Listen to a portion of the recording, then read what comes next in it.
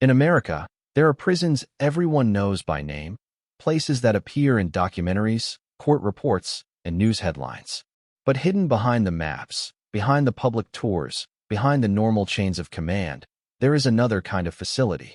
A place almost never shown to the public.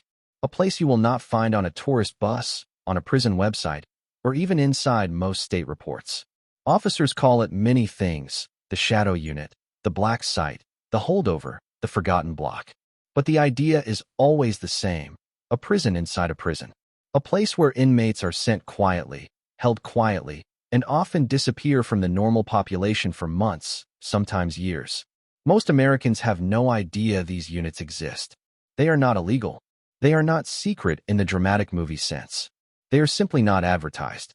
They are built deep inside larger prisons, sometimes under old hospitals, sometimes inside in used segregation wings, and sometimes in buildings that look completely empty from the outside. If you drove past one, you would think it was just a storage building or an abandoned structure. But inside, the lights never turn off. The doors never stop locking. And the inmates who go in rarely come back the same. This story begins with a simple question that almost every inmate asks when they are moved. Where are you taking me? The answer is almost always the same. Classification, holdover, temporary housing. But deep inside the correctional world, officers know what this really means. The inmate is being taken to the shadow prison, a controlled unit designed for people who cannot safely be kept anywhere else. Some inmates arrive here because they are too dangerous. Gang leaders, high-profile attackers, men who have tried to escape more than once. Others arrive because they are targets, informants, former officers, inmates with severe mental health emergencies, or people who testified in major cases. And then there are the ones who arrive simply because the system has no place to put them. Transfers delayed. Cases pending. Beds full. No one says this openly, but it happens more than people think. Once an inmate is selected for the shadow unit, the process begins quietly. No big teams. No shouting. No long paperwork trail. Just 2 or 3 officers, a supervisor, and a sealed transport order.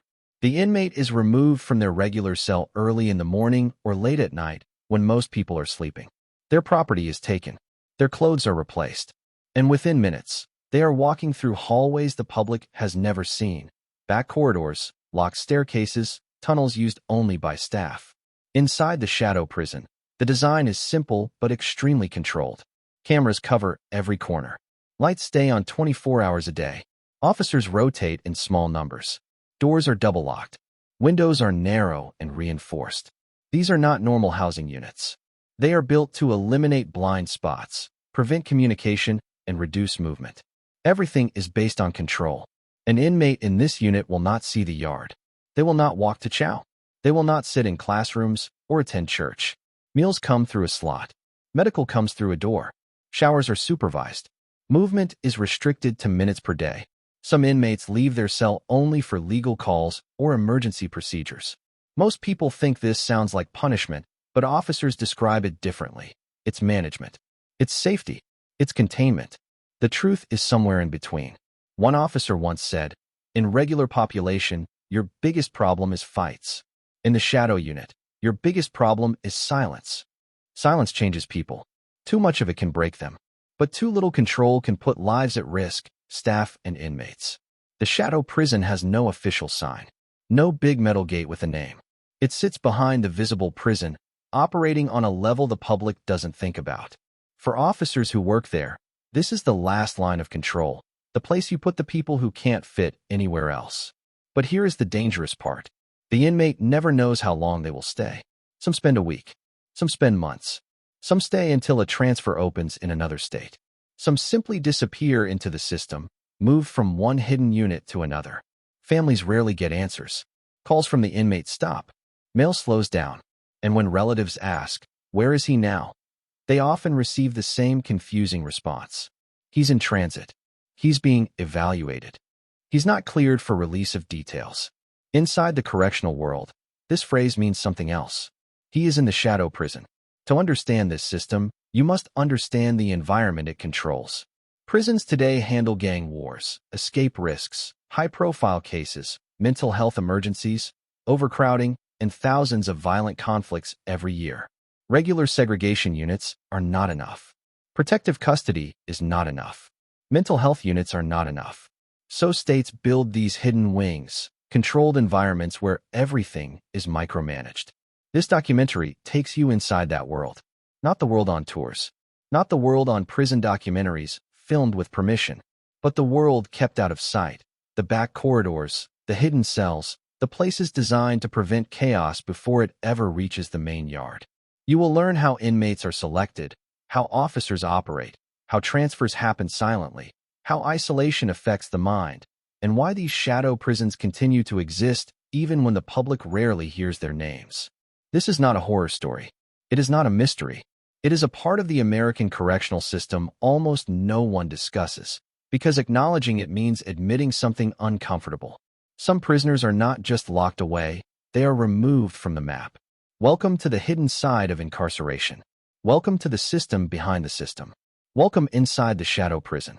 Before we begin, tap like, leave a comment, and subscribe to the channel.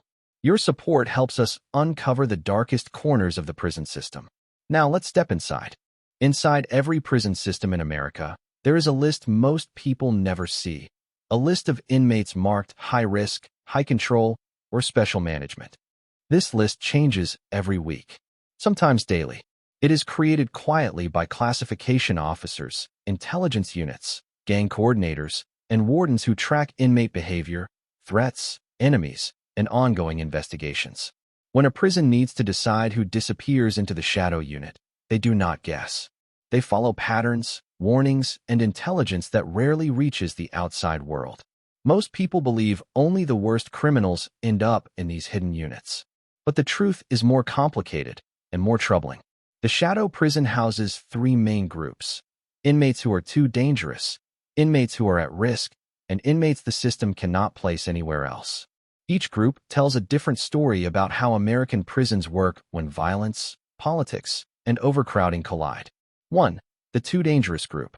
These are the names officers already know before they walk into work. They are the shot callers, the gang leaders, the escape risks, the violent instigators, and the men who can turn a quiet prison into chaos with a single order. Their histories follow them everywhere they go. Some come from high-security yards where they have attacked staff or other inmates repeatedly. Others arrive after intelligence officers intercept coded messages, kites, that point to upcoming assaults, extortion plans, or attempts to take over weaker units. When a prison believes an inmate is capable of triggering a riot or harming staff, they act early. They put the inmate in the shadow unit before anything explodes. In many states, these units became necessary because traditional segregation blocks were overwhelmed. Too many fights, too many stabbings, too many inmates with nothing to lose. The shadow prison is different. It is built to control one person at a time. If a man threatens the stability of an entire prison, removing him to a hidden, highly controlled location is considered a safety measure, not a punishment. 2. The at-risk group. This part of the shadow prison population surprises most people. These inmates are not dangerous. They are in danger. Some are former gang members who dropped out and became targets. Some are inmates who cooperated with law enforcement or testified in court. Others are sex crime offenders who cannot survive in open population. Some are mentally vulnerable. And some are simply in the wrong prison at the wrong time, surrounded by enemies they never expected. Protective custody units exist, but they are overcrowded. Fights and intimidation still happen inside them. Shadow units offer something different. Isolation so deep and movement so restricted that no one can reach the inmate. It is extreme. It is controversial. But for some inmates, it is the only way to stay alive. Imagine an inmate who testifies against a gang member in a major case. The moment that paperwork hits the prison system, threats travel fast. People talk. People watch. Within 24 hours, the inmate's life is in danger. Instead of waiting for an attack, officers pull him out quietly and move him to the shadow unit. No announcements. No yard time. No contact with the people who want him dead. For the inmate, it feels like disappearing. For the officers, it is prevention.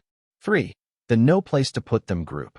This is the group officials almost never talk about publicly. These are the inmates who get lost in the system not because of behavior, but because of logistics. Transfers delayed. Beds full. Court pending. medical evaluations not completed, mental health units at capacity, other states refusing temporary housing requests. When the system cannot place an inmate, the shadow unit becomes the temporary holding ground. No one likes to admit this, but it happens in nearly every large prison network in America. Sometimes the inmate committed no recent misconduct. They are simply in transit, stuck between two facilities that do not have space for them yet.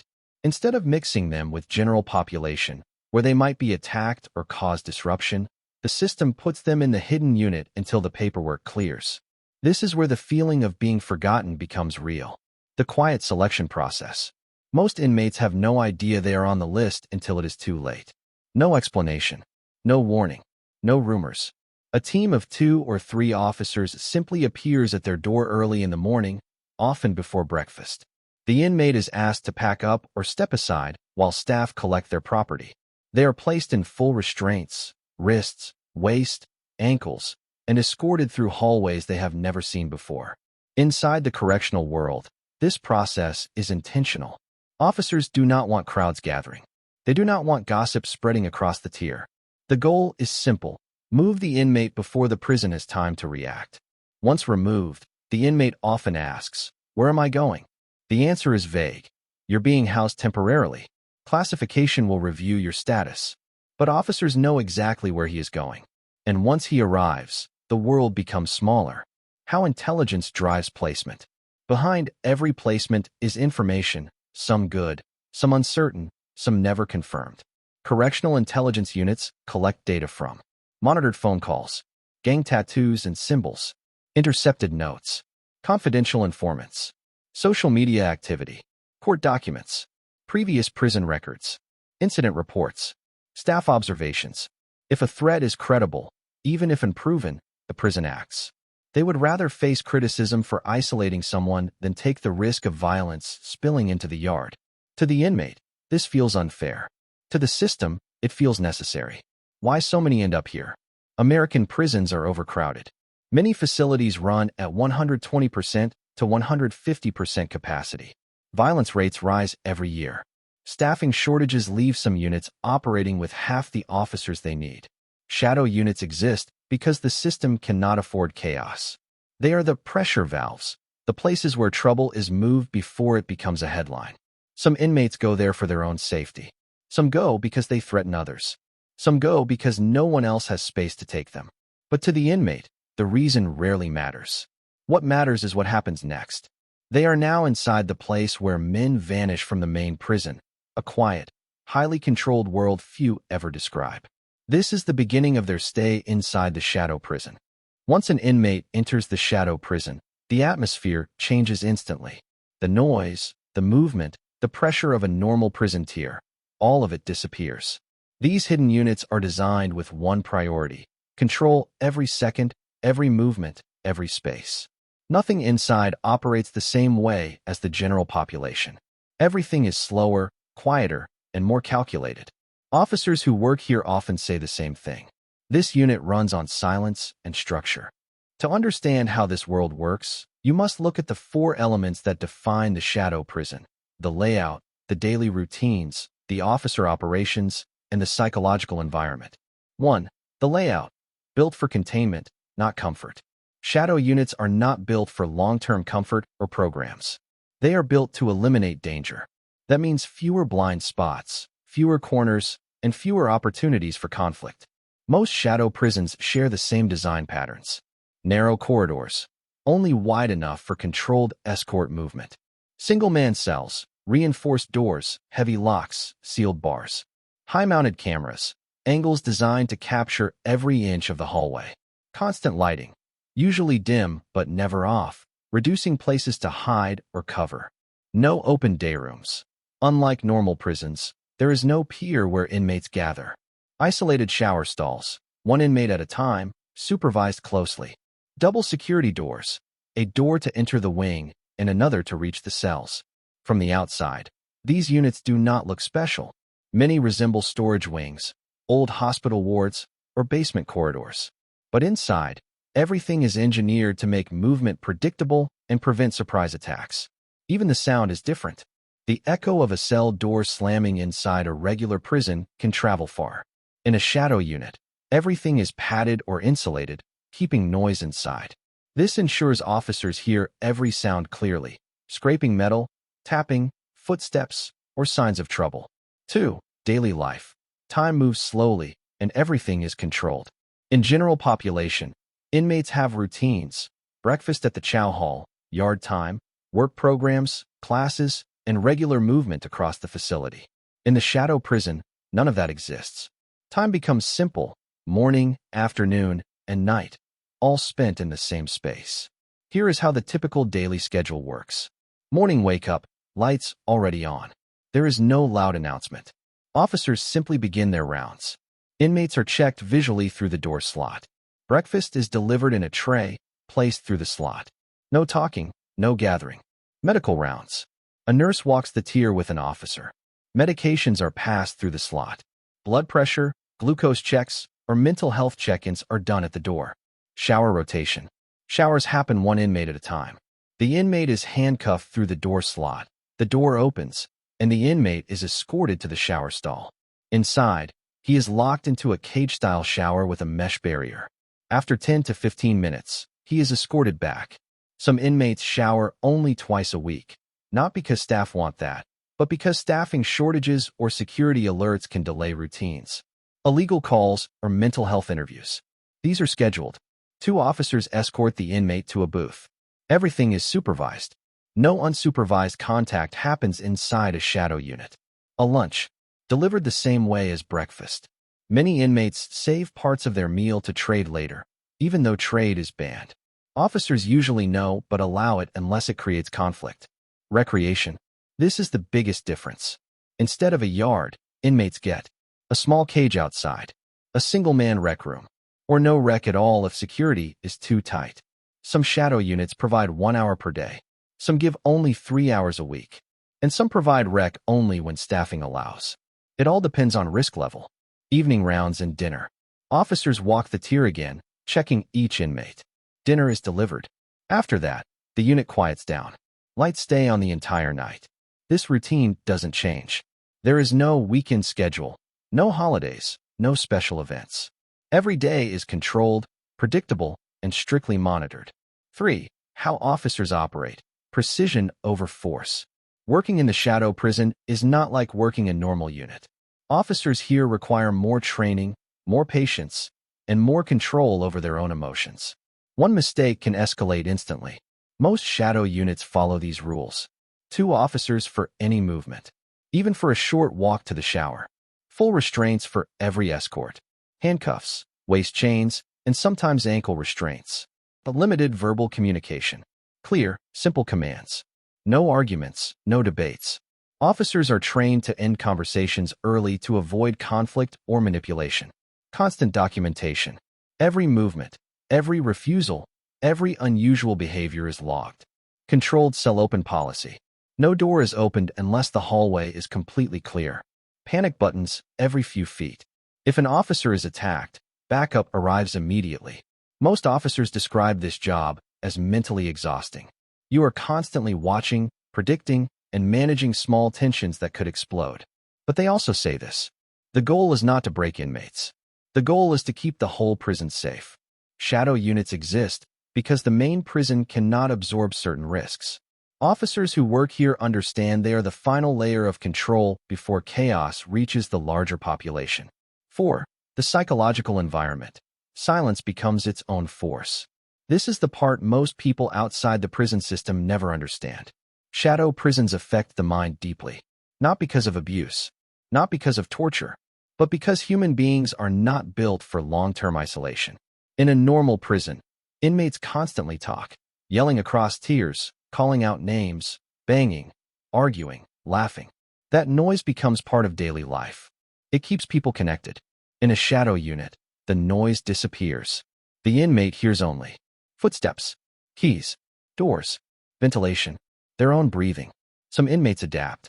Some do not. Many begin pacing their cells for hours. Some talk to themselves to pass time. Others write letters they will never send. Officers sometimes describe this shift.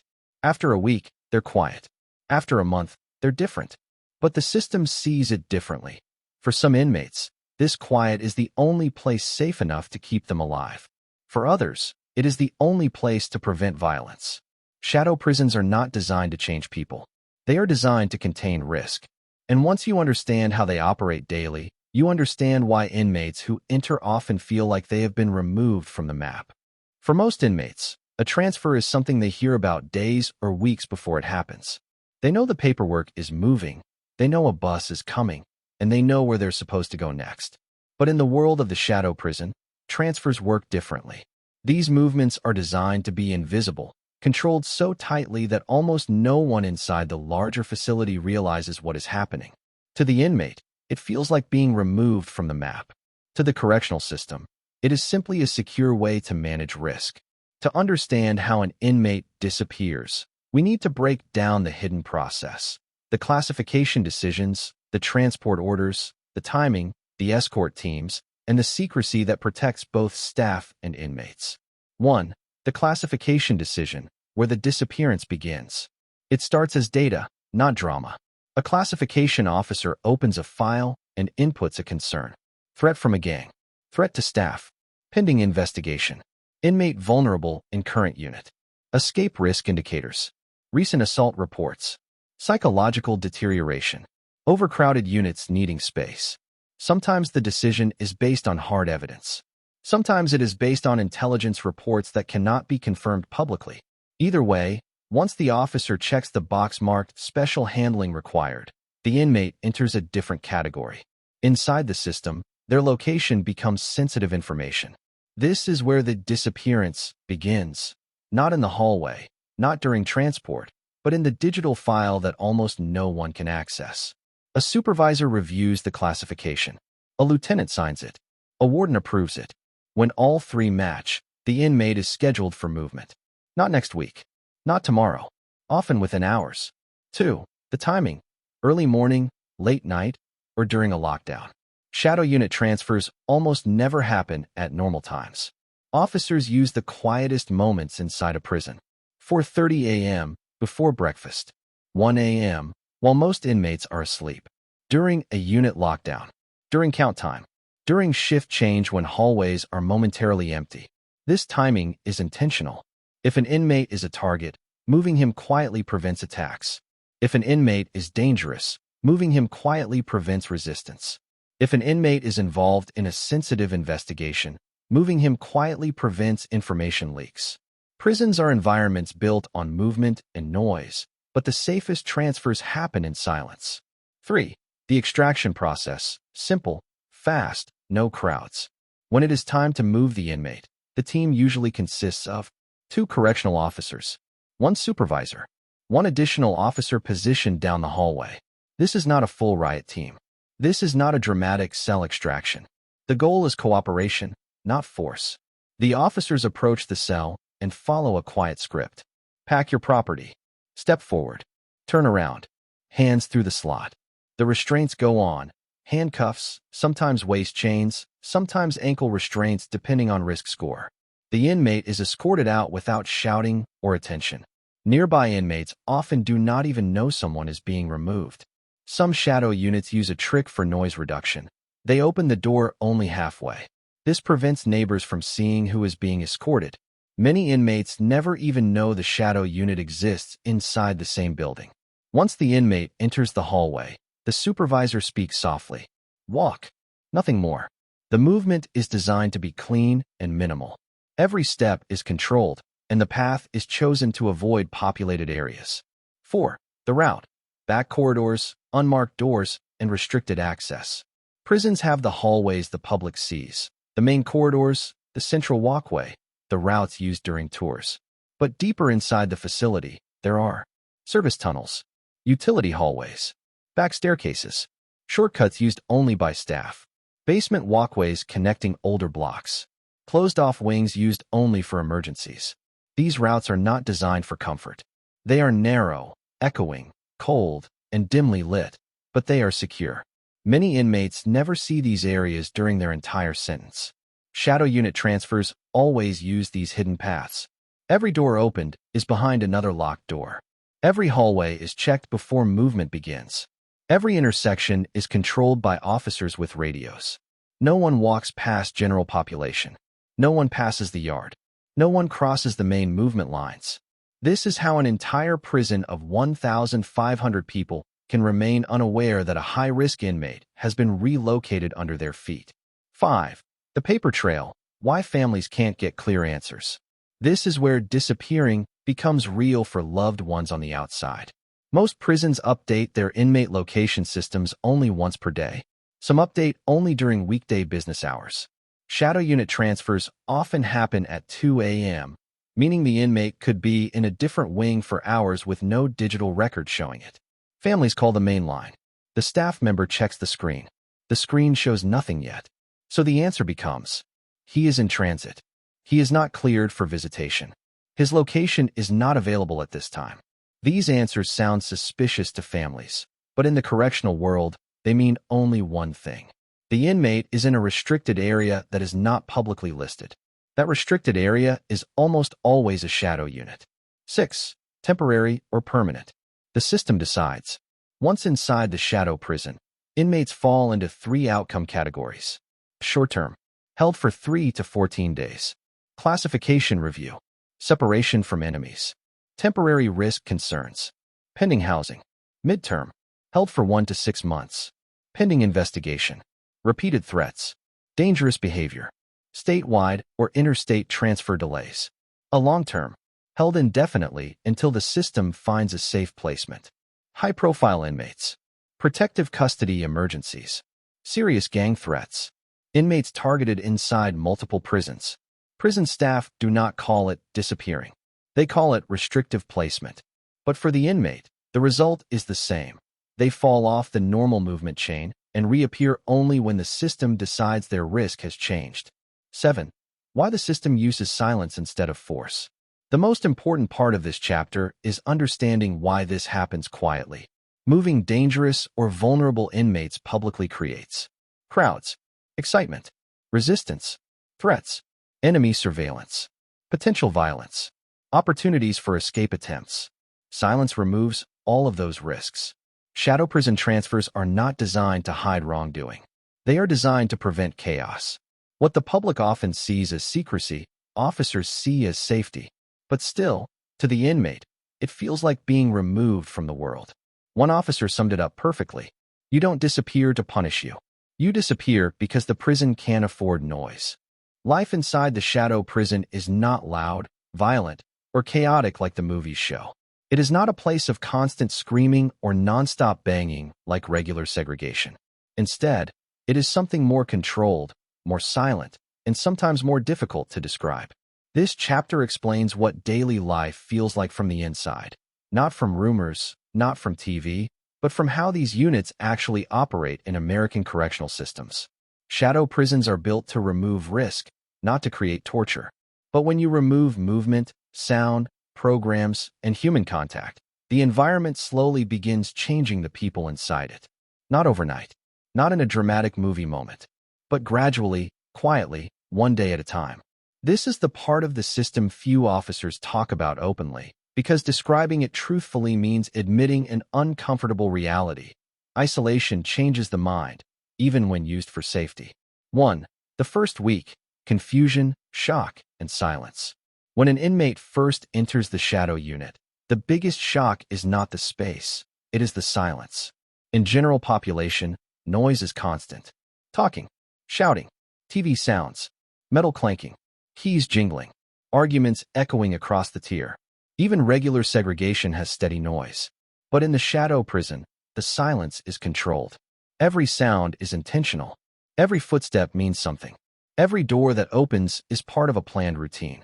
The first week feels like standing in a room where time suddenly slows down. The inmate notices. The light never fully turns off. The temperature stays the same. The environment feels the same morning and night. Voices are muffled, almost never loud. Officers talk in low tones. Other inmates barely speak, if at all. Many inmates spend the first days pacing. Others lie on their bunks staring at the ceiling. Some try to talk through the door slot, but quickly realize no one responds. The system does not encourage conversation. It does not encourage noise. It encourages compliance. 2. The second week, Routine takes over. By the second week, the inmate begins noticing the repeating patterns. Breakfast delivered quietly. Medical walks the hallway. An officer checks every cell. Showers rotate one by one. Lunch repeats the same pattern. Rec, if given, is short and fully supervised. Supper arrives through the slot. Night rounds happen every hour. Nothing changes. No new faces. No new voices. No information about release. No updates on classification. The mind begins adjusting to predictability. A day inside the shadow unit feels like a loop. The same steps, the same sounds, the same routine.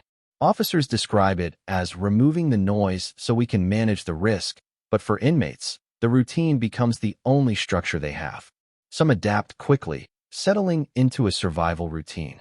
Others begin feeling the emotional pressure, not in heavy panic, but in slow, quiet frustration. 3. The first month, the mind starts to change. By 30 days, the inmate's thinking shifts. This is not dramatic, but steady. Here are the common mental effects. The sense of time blurs. Without movement, tasks, or sunlight, days blend together. Many inmates start asking officers, "Is it Tuesday or Thursday?" Most cannot remember. The brain seeks stimulation. A small sound becomes big. A voice becomes meaningful. A new officer's face becomes something to study. Letters become lifelines. Even inmates who never wrote letters before begin writing. Long letters, emotional letters, letters full of thoughts they rarely shared in population.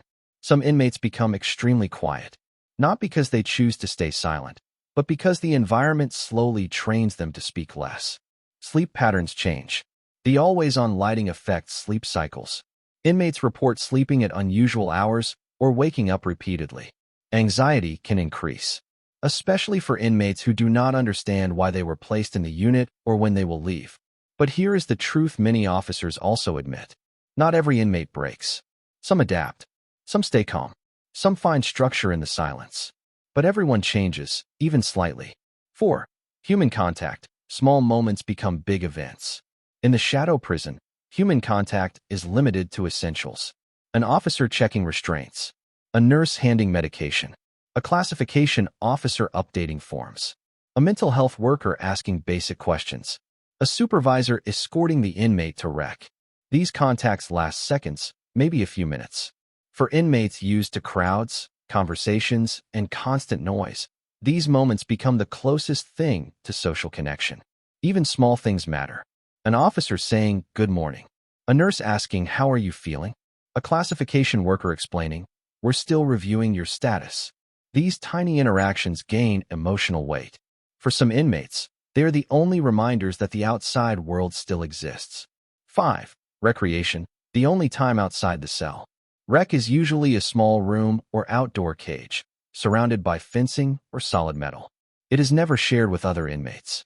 It lasts anywhere from 20 minutes to 1 hour, depending on staffing. Many inmates do slow walks, stretching, deep breathing, looking at the sky if outside, sitting quietly just to feel space. Rec is not fun, it is maintenance. A way to keep the body from stiffening. A way to remember movement. Some inmates refuse rec, not because they don't want it, but because the escort process is stressful. Restraints are uncomfortable. They prefer avoiding the struggle. The routine feels pointless. Officers often encourage rec because they know how important movement is, but they cannot force it unless medically required. 6. Communication with the outside, slow, delayed, controlled. Phone calls are limited. Visits are restricted or banned depending on risk status. Mail is monitored and delayed. For many inmates, this becomes the hardest part. A letter from family might take 5 days. A response might take 7. Phone calls are supervised and short. Video visits rarely happen in these units. Families often don't understand why communication is slow. They worry. They call the prison. They ask questions that staff cannot fully answer. The inmate starts feeling forgotten.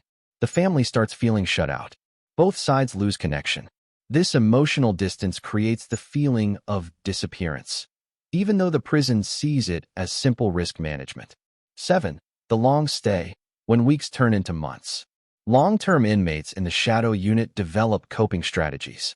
Exercise routines, writing journals, reading whatever books are available, memorizing sounds, counting steps, repeating phrases. Mental games. Some become extremely organized.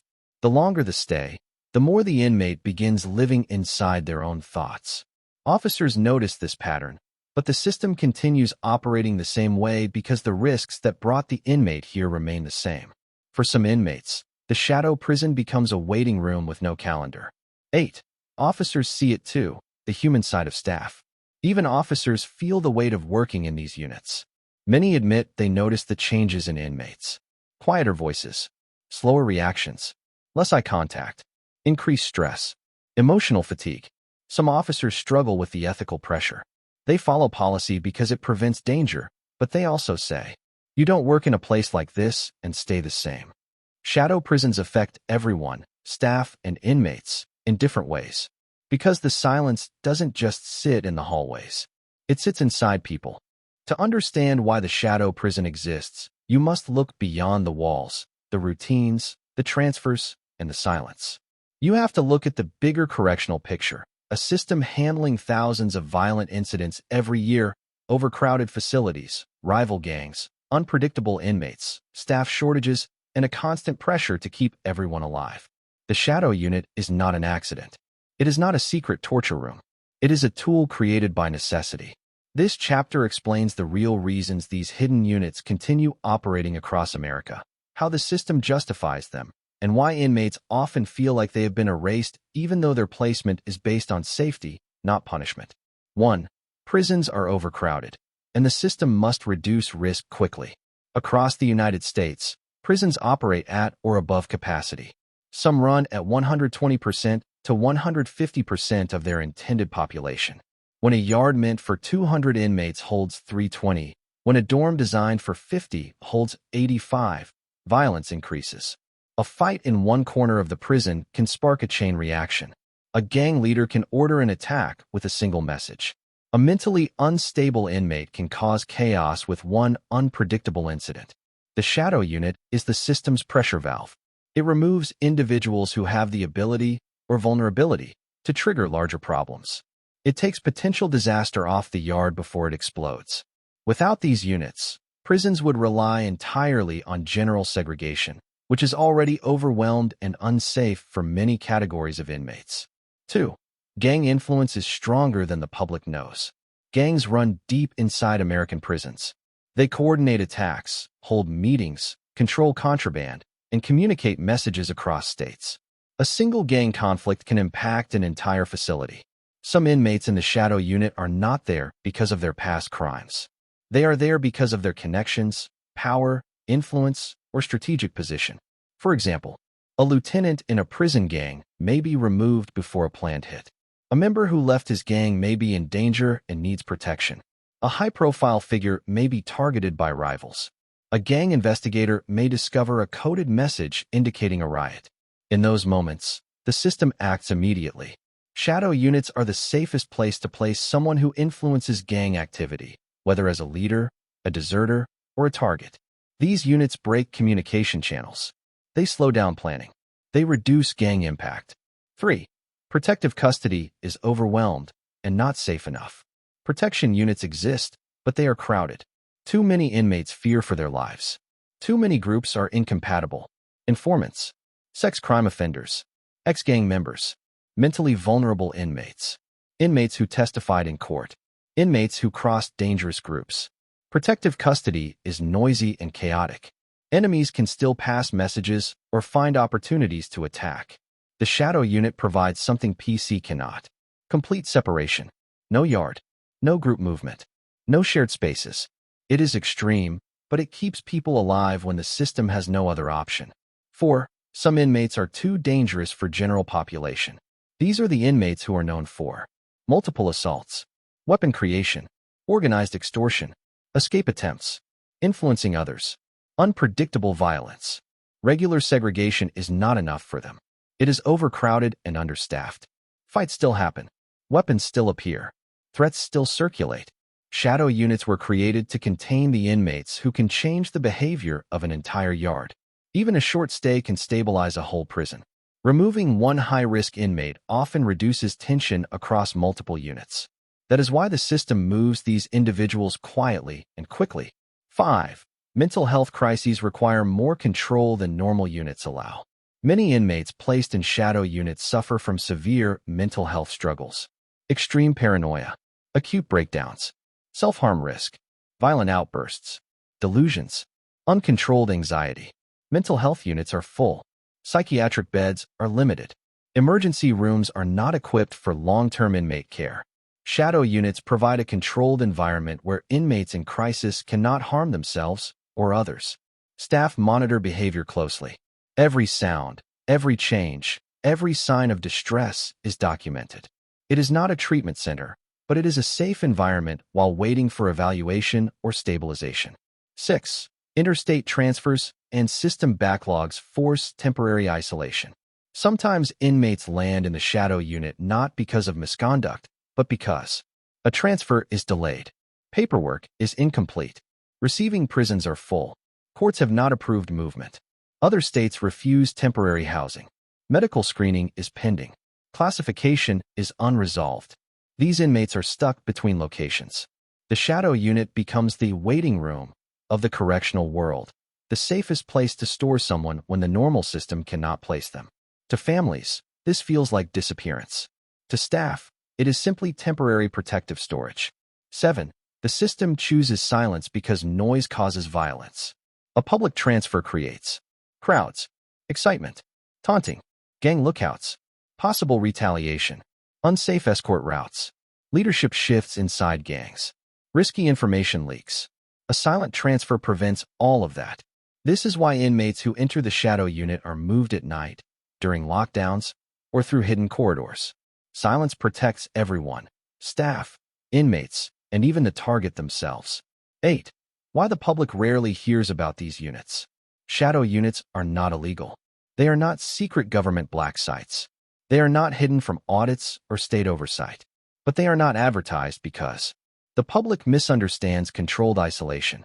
Media often oversimplifies complex safety decisions. Families might panic without context. Violent events could escalate if enemies discover a location. Staff safety relies on confidentiality. Gangs monitor public information closely. These places operate quietly because they serve a sensitive purpose. They keep the main population stable. They prevent riots. They prevent high-profile attacks. They protect vulnerable inmates. If every detail was made public, the system would collapse under pressure and misinformation. 9. The hard truth. Shadow units are a symptom of a bigger problem. The shadow prison is a last resort, a tool for safety, a bandage on a much larger wound. 10. Why some inmates never seem to return. This is the part that fuels rumors. Some inmates are moved from shadow unit to transport, from transport to another prison, from another prison to an out-of-state facility, or to federal custody for safety reasons. When you step back and view the entire correctional network, one thing becomes clear. Shadow units are not built to hide people. They are built to prevent violence. They exist because officers need a place to put threats, targets, and vulnerable inmates immediately, without waiting for paperwork, transfers, or approvals. They exist because prisons cannot afford big incidents. They exist because without them, the entire system becomes unstable. Shadow prisons are not mysterious. They are not supernatural. They are not forgotten by officials. They are a quiet tool in a loud world. A controlled environment designed to stop danger before it spreads. For inmates, they feel like a disappearance. For families, they feel like confusion. But for the system, they are a necessary shield. A hidden layer protecting both staff and prisoners inside a dangerous and overcrowded world. In every documentary about prisons, you see the fences, the towers, the yards, the cameras, and the noise. You hear about violent inmates, overcrowded units, gang wars, and daily survival. But there is one part of the system almost no one ever talks about. The part that sits behind locked doors, behind sealed corridors, behind decisions that never make the news. The shadow prison. It is not a myth. It is not a rumor. It is not a secret torture chamber hidden from the world. It is a tool of control, created because the system behind bars has more pressure than it can manage. A place where high-risk, high-profile, or highly vulnerable inmates are held not to disappear forever, but to prevent violence in an environment where small mistakes can lead to tragedy. Through this story, you've seen how inmates are selected, how they are moved quietly, how the unit operates, and how the silence inside slowly shapes the people who live there. You've seen how staff manage extreme risk with limited resources, and how these hidden units help protect entire prisons from chaos. You've seen how families become confused, how inmates feel forgotten, and how the system uses silence not for secrecy, but for survival. The shadow prison isn't about punishment. It isn't about hiding inmates from the world. It's about preventing the worst outcomes in a system that is already stretched thin. If you understand that, you understand something most people never see. The correctional world has a front side and a back side. The front is what the public hears about. The back is where real decisions are made. Fast, quiet, and often invisible. Inside the shadow prison, inmates don't just wait.